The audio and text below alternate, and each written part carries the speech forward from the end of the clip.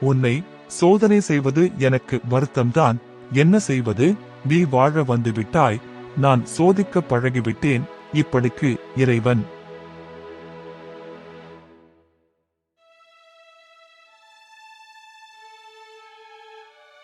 முதலில் நாம் பழக்கங்களை உருவாக்குகிறோம், பின்னர் அவை நம்மை உருவாக்குகின்றன.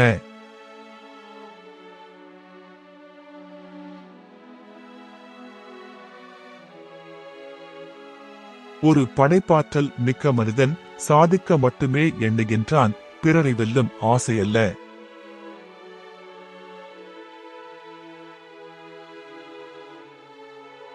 சிரமங்களை எதிர்கொள்ள தயாரெனில் யாராலும் எதுவும் கற்க முடியும்.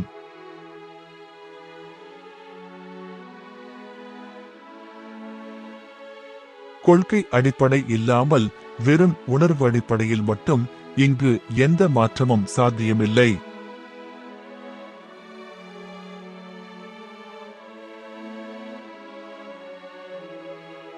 நம் திறமைகளை திறப்பதற்கான சாவி தொடர் முயற்சிதானே தவிர வலிமையோ அறிவு கூர்மையோ அல்ல.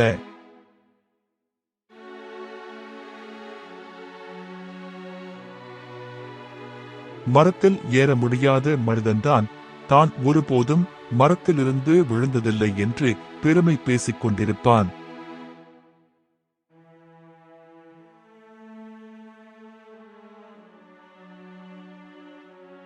உண்மையாக இருப்போம், நமக்குண்மையாக இருப்பவர்களுக்கு மட்டும்.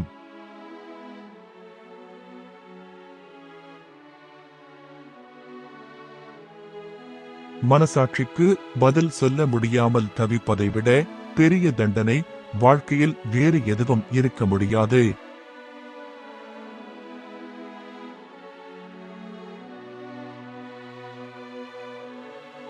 பிறரை அழிக்க நினைப்பவர்கள் தன்னைத்தானே அழித்துக் கொள்ள முயல்கிறார்கள். இதுவே இயற்கையின் விதி.